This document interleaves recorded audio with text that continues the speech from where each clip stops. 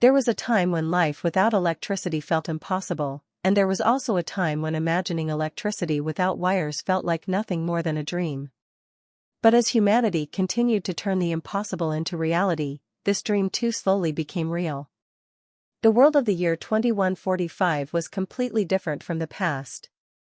There were no electric poles, no tangled wires inside walls, no plugs or switches. Cities were quiet, clean, and glowing softly. Light seemed to exist naturally in the air itself. This was the age when electricity flowed freely, without wires. Across the cities stood tall power towers, but they were nothing like the old ones. They were transparent, silent, and almost invisible.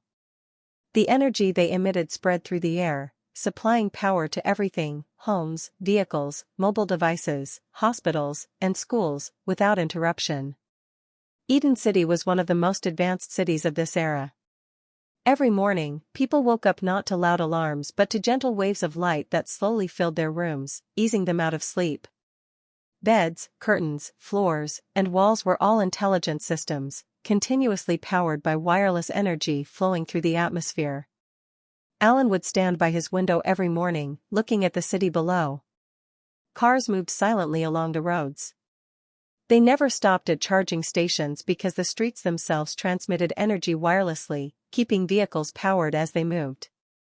Alan often remembered the stories his grandfather used to tell, stories of dead mobile phones, charging cables, power outages, and load shedding. To Alan, those stories felt ancient, almost unreal, like legends from a forgotten world. Alan's mother worked as a doctor. Hospitals had become completely wire-free. Life support machines, surgical robots, and medical scanners operated without fear of power failure. Even mobile hospitals in remote regions functioned smoothly using nothing more than a wireless power signal. Alan's younger sister, Maya, studied at a school built among trees. There were no noisy fans or bulky electrical boards. The classrooms stayed cool through ambient energy fields, while holographic screens brought lessons to life.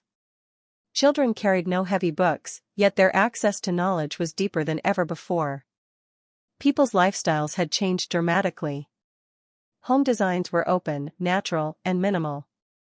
Without the need to hide wires, houses became safer and more beautiful. Electrical fires had almost disappeared, and children no longer faced the danger of electric shocks. Villages transformed just as much as cities.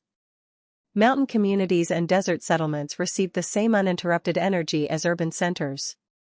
Migration to cities was no longer necessary.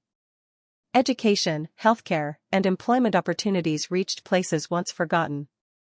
But this future did not arrive easily. In the beginning, people were afraid. They asked questions. Was wireless energy safe?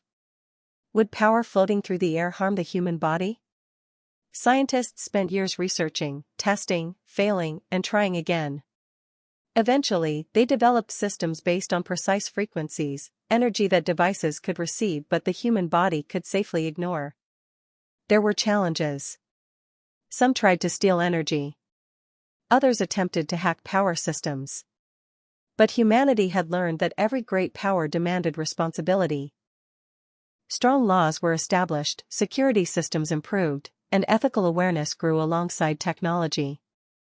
At night, Alan often sat on the rooftop, staring at the sky. The stars were brighter now.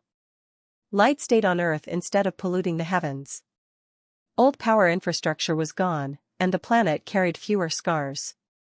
Alan realized that if electricity could be freed from wires, perhaps humans could also free themselves, from greed, from fear, from unnecessary struggle. Relationships changed too. When survival became easier, competition faded. People had more time for family, for conversation, for reflection. Children listened to stories. Elders shared memories of the past. One evening, Alan asked his grandmother, "Did you ever imagine electricity without wires?"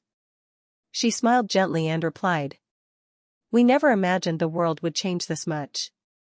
But the real change wasn't electricity, it was the human heart. She was right. Wireless energy did more than power machines. It liberated thought. Humanity learned that true progress was not about control, but balance, using power wisely and living in harmony with nature. This was not the story of one city or one person. It was the story of a dream shared by generations, a dream that finally became reality. And perhaps one day, when a child asks, "Did electricity really come through wires once?" people will smile and say, "Yes. And once, even this future seemed impossible."